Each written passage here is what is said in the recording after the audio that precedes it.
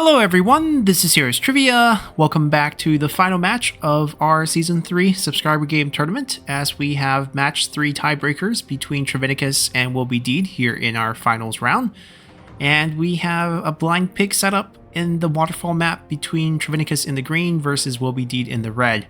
So let's jump into things and take a look at what comps they created for this blind pick matchup to determine the winner of this season. So for Trivenicus, he's going back to what got him to the finals, his tiebreak blind pick with Yulia, and this is the comp focused on reducing the cooldown of Show of Force with Cao Cao's Impervious Presence and Inspiring Surge from Zhang Jiao. They will reduce your cooldown by additional 7 seconds every second. So Liu Chong, if he stays near Zhang Jiao, he can get about 8 seconds of cooldown off his 60 seconds every second. So naturally, he'll get it back in around 7.5 seconds, give or take, animations, maybe 8 seconds per use if used optimally, and that's quite scary. And he's using some of the best units as well, Messenger of Heaven, if there's proper usage on Zhang Jiao, giving invincibility to the other troops, definitely very scary, one of the best cavalry units around for a very cheap cost. We also have 3 Qin Peacekeepers who can poke and also have great armor stats. They can withstand quite a bit of damage in combat and basically hold positions, countercharge enemy cavalries as well. We also have 6 units of the Qingzhou Halberd units, slightly upgraded on a few of them, maybe less spear units, and a few Qingzhou Assault Infantry might be better here, given that the cavalry portion of Trivenicus' army is already super overloaded, so technically they should do fine against any sort of cavalry. But looking at Will Be Deed's comp, maybe this is not a bad choice after all, as there are quite a few shot cavalry on Will Be Deed's side, but not enough to counter the overwhelming amount of Messenger of Heaven. And they're also quite cheap. We have some militia lancers on Venchou. We have 4 peasant raiders, and also 2 Xiliang Cav for a total of 8 shot cavalry units spread across Venchou and Lubu. And there's also Xu Huang selected, with 6 units of the Qingzhou Assault Infantry. So the comp, I think for the cavalry portion, favors Trivenicus, but for the infantry portion definitely favors Will Be Deed, as these Assault Infantry will do quite well into the Z Infantry that's being fielded, both Qingzhou units, so the same passive.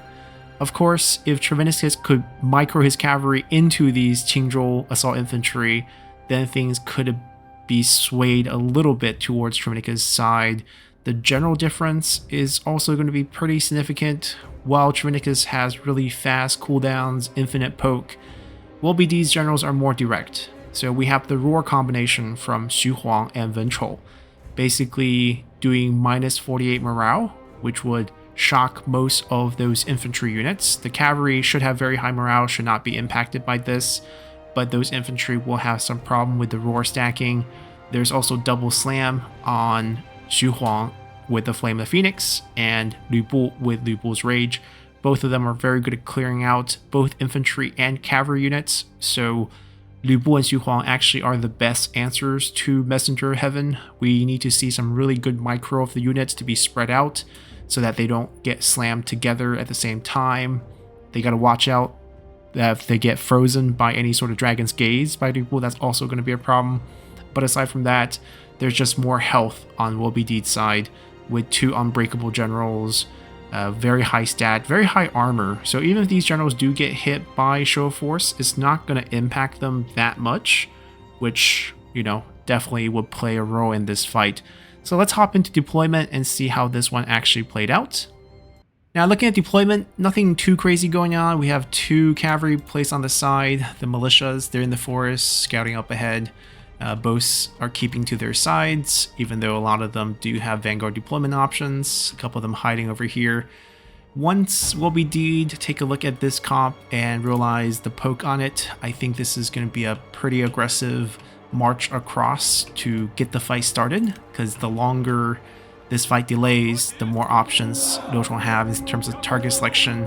He's probably going to start poking out these Qingzhou Assault Infantries, because the cavalries are just not that scary given his comp. The infantry portion is probably the scariest. The generals are hard to hit, so targeting them might be a waste. They also have very high armor, 70%, 65%, 80%, so not really great targets. We got the 2 cavalries coming from the side. Trying to hit the generals, but you can see you can just kind of run through that. Not going to be able to do too much. Lu Bu is just going to be pretty aggressive here. We see individual micros on the cavalry, which is great, but this unit's probably dead. We have a Dragon Gaze. Pretty early use of Dragon Gaze, actually. Commit a few more cavalries. Got the slam, so now just commit them. And try to whittle them down with a little bit of damage. You got a couple in the back. Maybe send a few over there to answer that. Try to trade. Even 1v2 is probably fine if they get the charge on it. Zhang Jiao being thrown in here early to do some damage to enemy generals. Definitely very smart. Put them in a very bad situation. Cao Cao should actually fight as well. Liu Chong kind of just sitting around now. He can't really commit. I think that's one of his weakness. If the poke doesn't happen, in this case it doesn't because the fight just breaks out. Now we got a bunch of cavalry piled in here. The roar stacking's happening. The Qingzhou units. The messengers are going to hold fine. The messenger will win here, but the slams coming down will be a problem. Trying to counter by boosting morale. WBD's cavalry is routing. They're much worse in quality. Temporary unbreakable. And we have WBD's generals backing out. Yeah, they need help because his cavalry's not as good. They're still hunting generals. So the unit's going heavily in Trivenicus' favor, which is expected. He just has better cavalry. And this is also a decent fight for his units as well. Spear versus cavalry or Z versus cavalry. A bit of poke on the unit, which is probably a good choice. They need to move. It's also getting hit a couple times. I think the general is the problem. 2 support generals. Only Zhang Jiao is kind of fighting. Cao Cao has a good horse. He can try to run. Liu Chong should not get involved. He should get out, actually. Cao Cao can kite them. Cao Cao can just run to a corner, perhaps. A couple reserve cavalry coming in. Getting a couple flank hits here. Now, once these Qingzhou assault infantry get into the fight, I think things are going to swing back to WBD's favor. Because they're just going to do better against the enemy infantry here. Trying to get a couple shots, just can't really do much. And you can see Liu Chong get chunked a little there. Zhang Jiao is trying his best to die, but no one's really bothering with him. And he's going to try to help with the fight. There's not many messengers left. The slam abilities have done quite a big number. There's 2 here. A couple cycle charge on these cheap cav. Ooh, we're having another graphic issue on this map. There we go. Liu Chong's trying to do his best. He's got some hits on Lu Bu right there. You can see maybe 2 of those shots landed, but not enough. Cao Cao shouldn't run in this case. I think Cao Cao needs to stand and fight, or else you just have no one to do damage, because Liu Chong needs to run. If Cao Cao runs as well as a pure support, then who's going to actually fight? Because Zhang Jiao's just getting ignored, and Zhang Jiao's not even targeting generals. Zhang Jiao should actually chase after a general. That's the only way he can kind of force people to come kill him. We're just running through units at this point.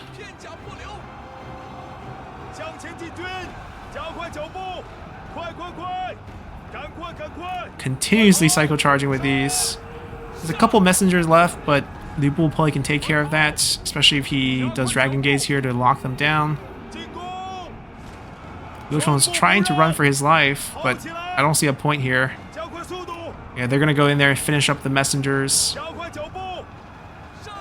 The good news is all 3 of these are unbreakable. Zhang Jiao still being thrown back, but at this point, you can kill Zhang Jiao, because he's not going to give anyone invincibility. They're all dead, right? Kill all the units and then kill Zhang Jiao. Trying to come back with a poke. Can he get a shot? He's going too close, yeah. Cao Cao not fighting is a big mistake. It looks like Lu Bu got dismounted here. That could work. Yeah, the command is just to run him. That's not going to do any good. You're never going to poke fast enough here. Cao Cao not fighting is probably the worst play here, because you have a decent weapon, very fast attack rate. If he's just brought for something like a better version of Inspiring Surge, like why run away now? There's no hope if he runs away. Liu Chong's gonna get chased down, and Liu Bu's gonna go in for the kill because he knows even if he gives them invincibility. Okay, can Cao Cao fight now? Get a whole minute of invincibility. He has invincibility. He quit. Okay.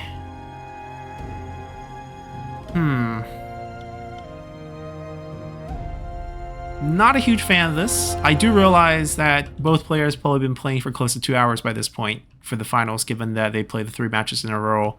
And it does look quite grim, because the units completely gone.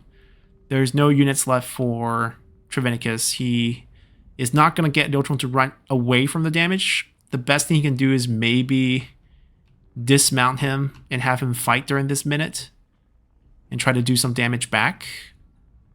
Cao Cao not doing any of the fighting makes no sense. He's being used as a strategist.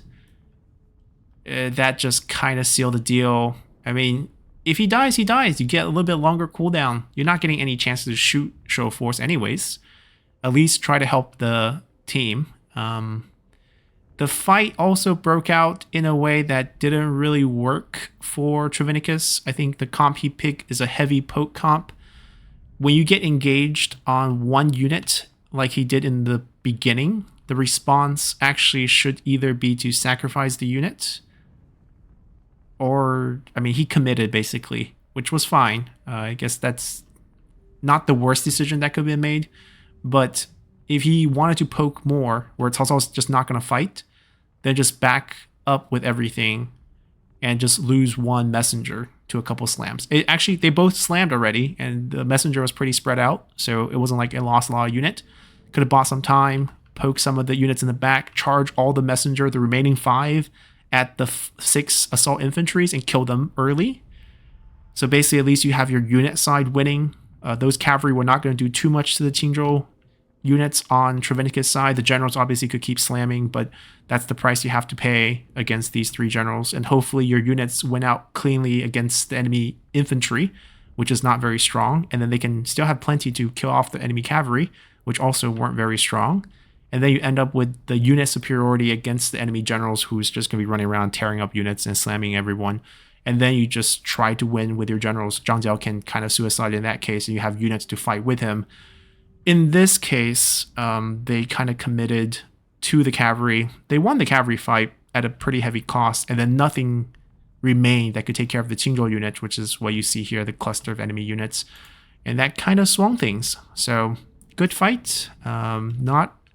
Not the ending I was expecting, with Zhang Jiao activating his ability and then immediate forfeit. I think Cao Cao just was misgauged. He's just being used as sort of a cooldown reduction, even though he's quite capable as a general. Very good horse, very good sword. Definitely can stand and fight and deal some damage. But we have our winner, Wobi Deed. Let's take a look at the numbers. So as we mentioned, if you look at just the general kill count, Zhang Jiao being thrown in there early, even with a terrible weapon, even though targeting infantry for most of the time, got close to 100 kills.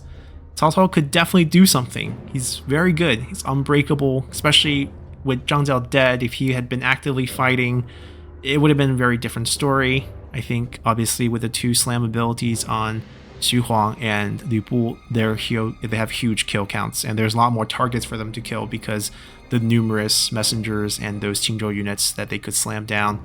But overall, very good fight. We have finally a tiebreak round, or at least an open field battle in our finals. Good job to both players. Good job to everyone who participated. We had a very exciting group play. First time using group stages where everyone gets 4 matches, and we have basically advancement directly into the round of 8, and that way I don't have to participate, as usually we have sort of odd numbers after the first round. Hope to continue this. Did have a lot of games during group play. That's fine. More entertainment for everyone. Slightly more work, but very exciting. Now we are quite a far away from 40K, the milestone for subscriber count, which is what will trigger the next season of this tournament. But as discussed in the Discord, definitely some ideas of playing a smaller tournament where we invite the 3 champions, Zero and King of Yen, who didn't get a chance to advance out of group stage, and now will be Deed, and they can form teams. I will participate as well, form a team as well. We'll draft some players. We'll play sort of these 4 fun matchups, maybe some random generals, maybe some 2-on-2 siege battles, perhaps, and we'll basically just have a relaxed tournament sometime in between now and when we hit that 40K, thinking maybe end of the year, maybe early next year, depending on the schedule of a lot of new game releases. But it's been fun to host the tournaments. Nice to see some returning faces. We had a little bit of drama here and there, but overall still had a great time watching these games, and hopefully you guys enjoyed playing as well. So big thanks to all our contestants who took time to participate, and look forward to seeing more players in the future. So hope you guys enjoyed it, and see you all next time. Bye!